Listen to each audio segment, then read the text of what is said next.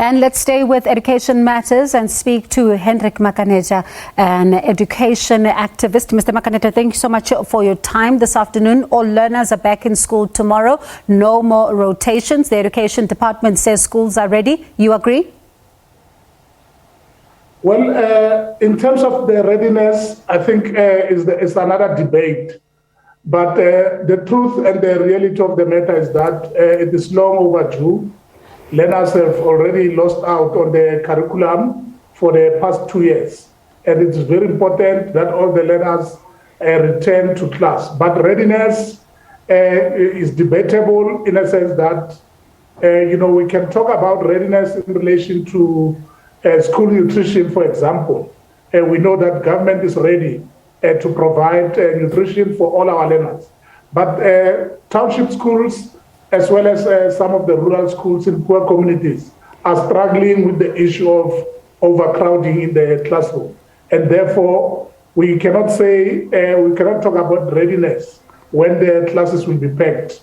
I think that by now, government could have prepared to provide at least mobile classrooms so that by the time all learners return to class, they should be able to carry on with learning and teaching under a conducive environment. And what do we mean when we talk about a conducive environment for learning? We are talking about a classroom that will have at least less than 20 learners inside the class so that a teacher can be able to attend to all of them, be able to assist each learner in relation to various topics that they'll be doing, unlike an overcrowded classroom where it will be difficult for the teacher to reach out to all the learners. One of the challenges, though, the department has been faced with is that some of the schools have been vandalized as well. We saw even in KwaZulu-Natal, for example, in July, around 32 schools being vandalized in that province alone. The department is also trying to put its best foot forward here, but at the same time against the backdrop of schools that are losing even some of the important tools due to vandalization. How then do you begin to address this question? Because it doesn't look like the issue of security is one that is going to be addressed, particularly when you look at KwaZulu-Natal. They talk about how they still don't have much when it comes to a budget that covers everything, even inclusive of scholar transport, for example, sometimes.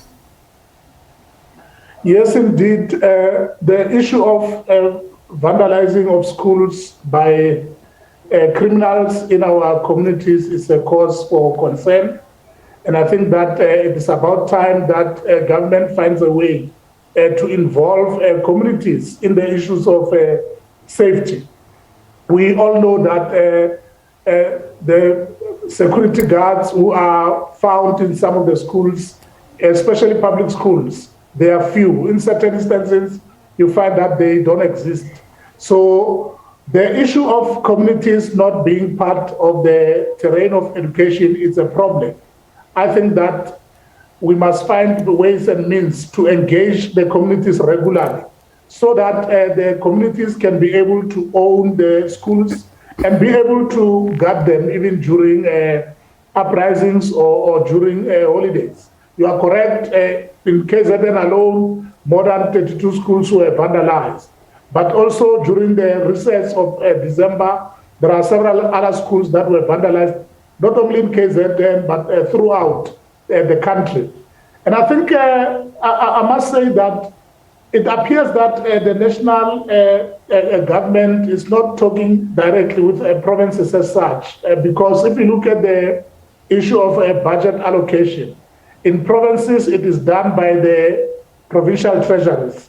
And as we speak, provinces do not operate in the same way.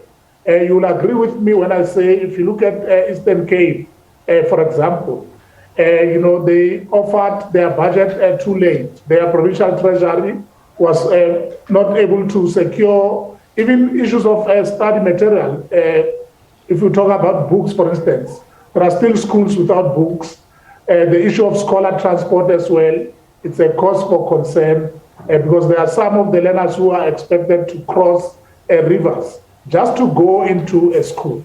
And I think that it is about time that such issues be integrated at national level so that the minister can be able to know what is happening in all the provinces.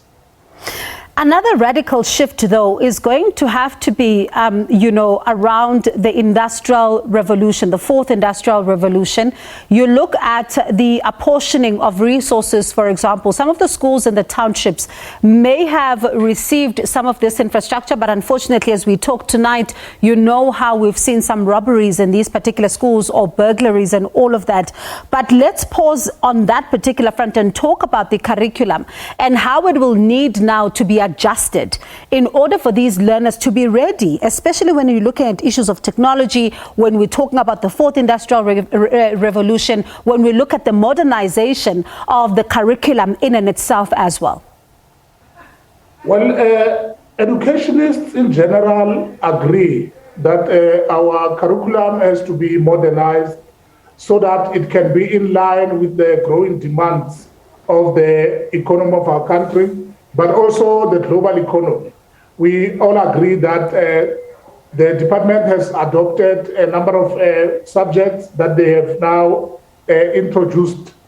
Subjects such as coding and robotics also have to be filtered in. But the problem or the challenge is that we don't have sufficient teachers who have been trained on how to roll out or how to teach those subjects. That is why you find that even today, many of our schools, particularly those in townships as well as rural areas, they still teach in the old-fashioned way. They still do the same subjects that they have been doing in the past 20 or 25 years. And I think that it is a good thing that the DBE has partnered with some of the NGOs, such as Africa Teen Geeks, which started in the rolling out of subjects such as robotics as well as coding. But we think that the DG, just last week we attended the Lekotla, the basic education sector Lekotla, and we were raising some of these issues to say these subjects that are required by the fourth industrial revolution should be rolled out in the entire country, and not just a sectarian approach where you find that there are some schools which are able to prepare themselves. But also, the key challenge that we still face, particularly in township schools as well as poor rural communities, is just the issue of connectivity. Because there are some of these subjects which require connectivity. Remember, even coding and robotics, you can't just do it theoretically. It is a very practical subject that requires also the necessary infrastructure.